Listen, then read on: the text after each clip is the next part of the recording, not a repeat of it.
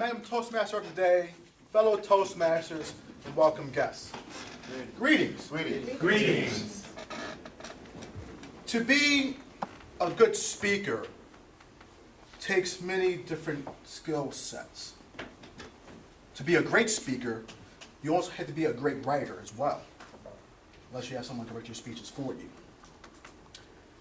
There are several people who come to mind who are great writers, but there's only one that stands out to me as far as the one that does word weaving at an absolute best. The use of imagery, the descriptive words that this writer uses to convey his messages of his time is an historical aspect. Some might say his writing style were abstract, and at times they could appear to be that way. This is none other than William Shakespeare. Long time ago in my English honors class, back in high school, we had to analyze the first 35 sonnets of Shakespeare, which means that we had to go ahead and line by line and dissect every sentence that he'd written to get the hidden message in his poems, poetry, etc. For some reason, I was gravitated towards Shakespeare. I just love the way he wrote. I don't know why, because it was really hard to read. But there was something about his use of imagery that captivated me. Not only that, I came in second place when I submitted my poem to the English department at my high school. So I thought that I was a pretty good writer. Shakespeare in his day composed 154 sonnets. The one that stands out to me the most is Sonnet 18.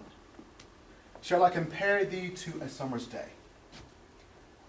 This speech will attempt to analyze the abstract concept of Shakespeare's Sonnet 18. Next slide. You may be asking yourself, well, what is a sonnet first and foremost? A sonnet is nothing more than a fancy poem. It has 14 lines with a fixed rhyme scheme. It's divided into 8-line octave and a 6-line sestet, which a rhyming scheme which alternates every 4th line. Not the usual poem that you would read. The rhyming scheme is ABBA, ABBA, which means the 1st and 4th line rhyme. In the middle, there's a bit of ambiguity. This is the mind of Shakespeare. That's why he was such a genius in his time. Next slide.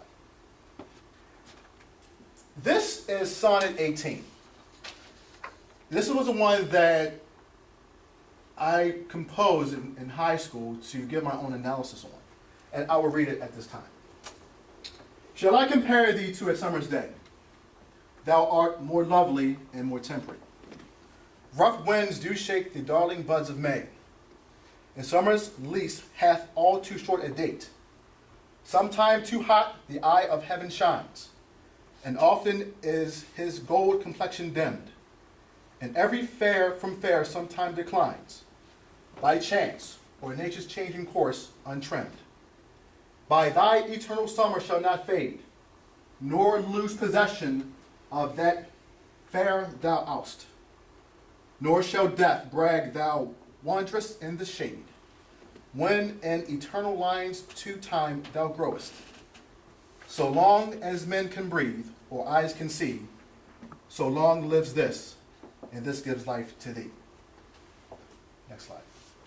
Now, you may be wondering, what did I just read? But if you really read between the lines of Shakespeare, the sonnet is beautiful. It's a love poem. He's comparing the affection of his eye to a summer's day. This is the translation of Shakespeare's 18th sonnet. Shall I compare you to a summer's day? You are more lovely and more constant. Rough winds shake the beloved buds of May, and summer is too far short. At times the sun is too hot, or often goes behind the clouds. And everything beautiful sometime will lose its beauty. Next Next slide. By misfortune or by nature's planned out course, but your youth shall not fade, nor will you lose the beauty that you possess, nor will death claim you for its own, because in my eternal verse you will live forever. So long as there are people on this earth, so long will this poem live on, making you immortal. Shakespeare has a way of comparing abstract concepts to life's lessons. Yes, we all love summer, or at least most of us. But it's hot. The summer can be really hot and humid, which makes it at times unbearable. But when the first leaf falls off of a tree and we get the first frost, we miss summer. Shakespeare takes it a step further by comparing the hot, long days of summer and how the beauty of this woman may fade. However, the internal beauty will last forever. That's Shakespeare's spirit. How he's able to take phrases and weave words together to create a beautiful love story in 14 lines. Next slide, please. Experts' analysis. Sonnet 18 is a fair resemblance to Romeo, Romeo, wherefore art thou Romeo? This is a love story. The symbolic descriptions of a summer season of extremes, whereas we have these rough summer days, sweltering heat, which can fade away certain beauty of life's most important things. But as he compares the affection of his eye to summer, we know that people won't look the same all the time. But the beauty of this woman internally will never leave. She is now immortalized in his words. The harsh winds fade away external beauty, internal beauty will never fade. Next slide, please. To wrap up, there are few poets that can word weave as Shakespeare.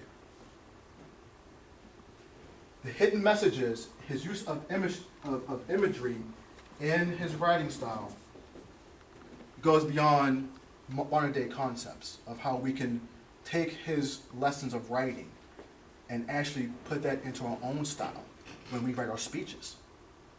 What can we take away from Shakespeare? When you are writing your next speech, obviously know your audience, but use hidden messages to draw in your audience, to give them a melodramatic symphony, pleasing to the ear, but also let your pen flow. Madam Toastmaster.